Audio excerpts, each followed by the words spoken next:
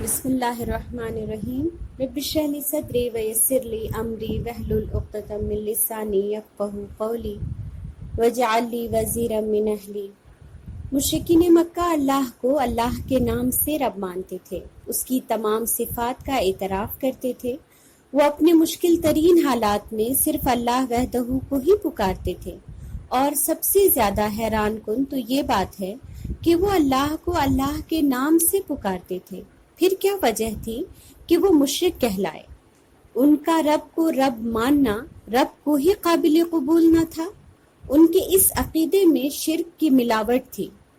رب اپنی اس حیثیت سے اہل مکہ سے راضی نہ تھا، تبھی تو رسول محمد صلی اللہ علیہ وسلم کو مبعوث فرمایا اور اپنے وحدہ لا شریک ہونے کا اعلان کرنے کی ذمہ داری رسول اللہ صلی اللہ علیہ وسلم اور اہل ایمان پر ڈالی۔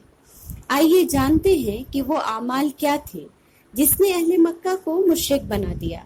دراصل اہل مکہ نے اللہ والوں کی محبت کو اس قدر اپنے دل میں جگہ دے دی کہ ان کی اصلی یا خیالی تصویریں یا مورتیاں بنا ڈالی۔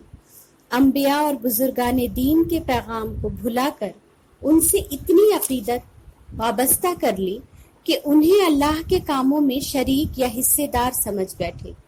ان کی قبروں کو زیارت گاہ بنا لیا، ان کی مورتیوں کو رحمت اور برکت حاصل کرنے کا ذریعہ سمجھ لیا۔ وہ ان پر نظر، نیاز اور چڑھاوے چڑھاتے اور ان طریقوں سے ان کی قربت اور ان کا فضل تلاش کرتے۔ وہ سال میں 1 یا 2 مرتبہ ان بزرگوں کے آستانوں پر میلے لگاتے۔ یہ سالانہ عرس یا میلہ ایسا اہم ہوتا کہ اس دور اور نزدیک سے چھوٹے بڑے ہر طرح کے لوگ حاضر ہو کر اپنی نیاز پیش کرتے اور اپنا مقصد حاصل کرنے کی امید رکھتے، کیونکہ وہ سمجھتے تھے کہ یہ بزرگوں کی مورتیاں ان کی باتیں سن سکتی ہیں اور یہ ان کے اور اللہ کے درمیان وسیلہ بنیں گے، جن کا دامن پکڑ کر وہ اللہ تک قربت حاصل کر لیں گے۔ یہ بزرگوں کی روحیں اللہ سے ان کی سفارش کریں گی۔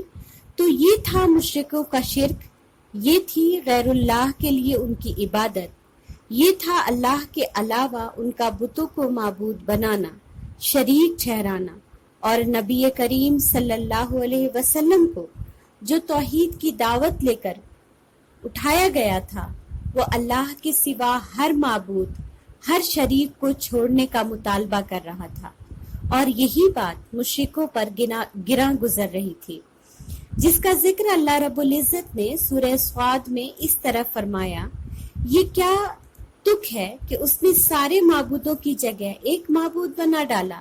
یہ تو عجیب چیز ہے، اور ان کے بڑوں کا ایک گروہ اٹھا کر چلو اور اپنے معبودوں پر ڈٹ جاؤ۔ یقیناً یہ کوئی سوچا سمجھا منصوبہ ہے، ہم نے تو ایسی بات کسی اور ملت میں سنی ہی نہیں، ہو نہ ہو یہ گڑھی ہوئی بات ہے۔ لہٰذا مشرکین اپنے شرک کو بچانے، اسلام کی تبلیغ کو روکنے اور مسلمانوں کے دل و دماغ سے اسلام کا نام و نشان مٹانے کے لیے حجت و بحث کے میدان میں اتر پڑے، بغیر کسی دلیل اور ثبوت کے۔ لہٰذا رب تعالیٰ کا فرمان اترا: میرے پاس پہلے کی کوئی کتاب لاؤ یا علم الہی کا کوئی بقیہ لاؤ اگر تم سچے ہو۔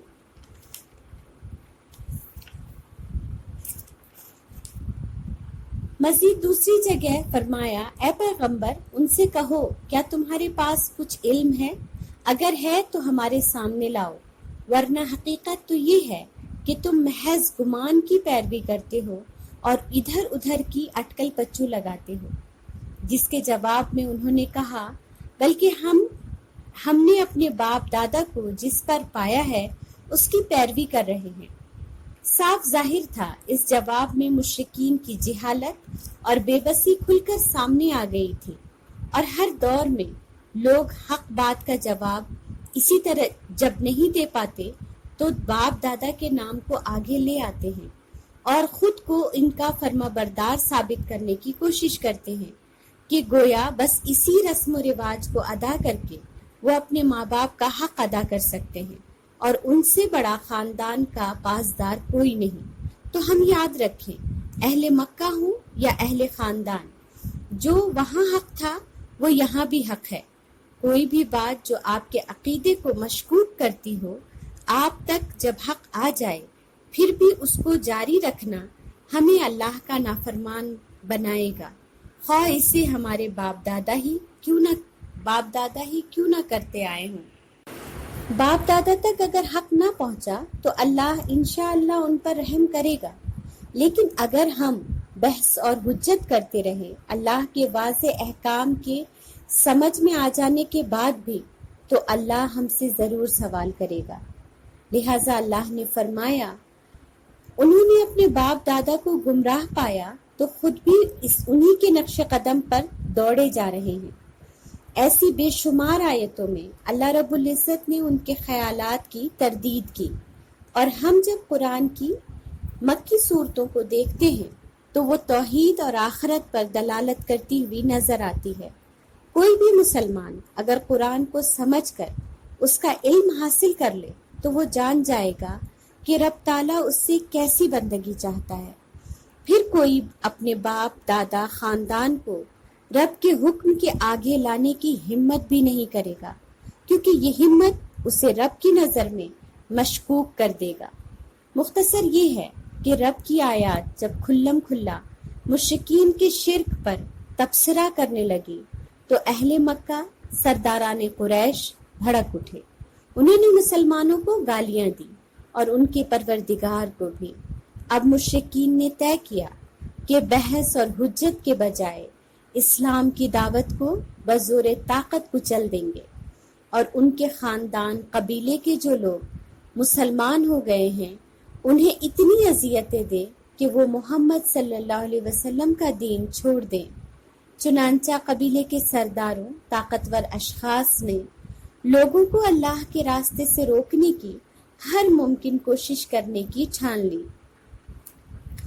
اس منصوبے کے تحت انہوں نے مسلمانوں کو، رب کے متوالوں کو ایسی تکلیفیں دی جن کا ذکر ہمیشہ مسلمانوں کو اشکبار کرتا رہا ہے اور جس کا تصور ہمارے رونگٹے کھڑے کر دیتا ہے، لیکن دوسری طرف اہل ایمان کو حوصلہ بھی دیتا ہے۔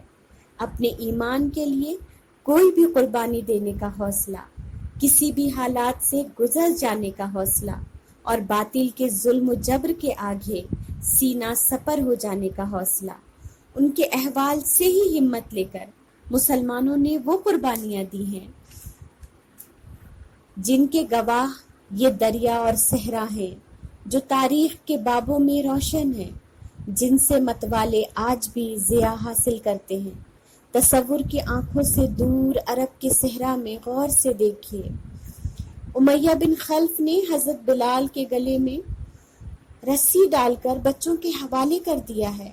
وہ بچے انہیں کھینچ رہے ہیں، ہنس رہے ہیں، مزے کر رہے ہیں، اور بلال احد احد کہہ رہے ہیں۔ اب امیہ نے انہیں دوپہر کی چلچلاتی دھوپ میں جلتی ریت پر لٹا دیا ہے، سینے پر پتھر رکھ دیا ہے۔ امیہ کچھ کہہ بھی رہا ہے حضرت بلال سے، یا تو تم محمد کے ساتھ کفر کرو اور لات و عزا کی پوجا کرو، یا اسی حالت میں پڑے پڑے مر جاؤ۔ لیکن بلال جانتے تھے موت تو تبھی آئے گی جب رب کا حکم ہوگا۔ انہوں نے تو اپنی جان کے بدلے آخرت کا سودا کر لیا تھا۔ ان کا رب انہیں تپا کر کندن بنا رہا تھا، اپنے سودے کو پرکھ رہا تھا۔ لہٰذا بلال نے جواب دیا، میرے جسم پر تمہارا اختیار ہے، لیکن میں اپنا دل، اپنی جان محمد اور محمد کے خدا کے سپرد کر چکا ہوں۔ وحدہ لا شریک کی عبادت ہی میری زندگی کا مقصد ہے۔ تمہارے معبودوں کو پوجنا میرے بس میں نہیں ہے۔ یہ سن کر سردار امیہ غصے سے دیوانہ ہو جاتا ہے اور ظلم و زیادتی میں اور بھی اضافہ کر دیتا ہے۔ کون ہے یہ بلال اور کہاں سے آ گئی ان کے اندر یہ ہمت؟ یہ حضرت بلال بن رباح حبشی ہیں، وہ امیہ بن خلف کے غلام تھے۔ 28 سال کفر و شرک میں زندگی گزاری، مالک کی فرما برداری ہی ان کی زندگی کا مقصد تھا۔ لیکن جب محمد صلی اللہ علیہ وسلم نے رازداری سے اسلام کی تبلیغ کی تو بلال کے کانوں میں توحید کی مٹھاس پہنچ گئی۔ نیک نفس پاک باز بلال نے صدائے توحید پر لبیک کہا اور رسول عربی کے جانثاروں میں صف اول کی قطار میں شامل ہو گئے۔ کچھ دنوں ان کا اسلام پوشیدہ رہا، لیکن رفتہ رفتہ قبول اسلام کی بھنک ان کے آقا تک پہنچ ہی گئی۔ امیہ نے جب بلال سے اس خبر کی تصدیق چاہی تو بلال سمجھ گئے اب امتحان کا وقت آن پڑا ہے۔ ہر محبت کا امتحان ہوتا ہے، وہی امتحان جس سے ابراہیم گزر کر خلیل اللہ ہو گئے تھے، آج بلال کو گزرنا تھا، اور ہم مسلمان گواہ ہیں کہ وہ کس خوبصورتی سے گزرے۔ اپنے رب کے پیغام کو سر بلند کرتے ہوئے خود ریت پر گھسیٹے گئے، لیکن نہ زبان پر شکوہ نہ پیشانی پر بل۔ توحید کے نشے میں سرشار حضرت بلال نے امت مسلمہ کو سمجھا دیا کہ ایک ان پڑھ غلام بغیر کسی سہولت اور وسائل کے بھی اپنی محبت اپنے رب سے کس طرح ثابت کر سکتا ہے۔ عقل والے، دولت والے، جاہ و منزلت والے پیچھے رہ گئے اور بلال حبشی امت مسلمہ کے سیدنا بلال رضی اللہ عنہ بن گئے۔ یہ ہے اسلام کی خوبصورت تعلیم جس نے ایک انقلاب برپا کر دیا تھا۔ آج وہ تعلیم ذہنوں سے نکل گئی تو انقلاب کیوں کر آئے۔ آج کے لیے بس اتنا ہی۔ سبحانک اللہم و بحمدک، نشہد ان لا الہ الا انت، نستغفرک و نتوب الیک۔ سبحان ربک رب العزت عما یصفون وسلام علی المرسلین والحمد للہ رب العالمین۔ آمین۔ جزاکم اللہ خیر۔